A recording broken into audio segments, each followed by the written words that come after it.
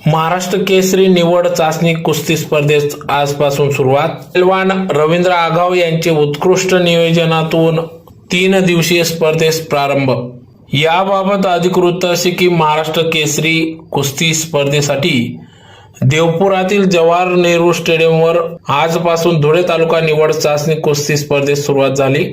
स्पर्धेचे आयोजन धुळे तालीम संघाचे अध्यक्ष रवींद्र आघाव उर्फ गड्ड्या पैलवान यांनी केले असून स्पर्धेत 150हून अधिक मल्लांनी सहभाग नोंदवला। रवींद्र आघाव यांनी धुळ्यात प्रथमच मॅटवरील कुस्त्यांचे भव्यदिव्य आयोजन केले असून मैदानावर सुसज्ज तयारी कुस्तीप्रेमींना आकर्षित करीत असून माती व मॅट अशा 2 गटात या स्पर्धा संपन्न होत असून सलग 3 दिवस चालणार आहेत।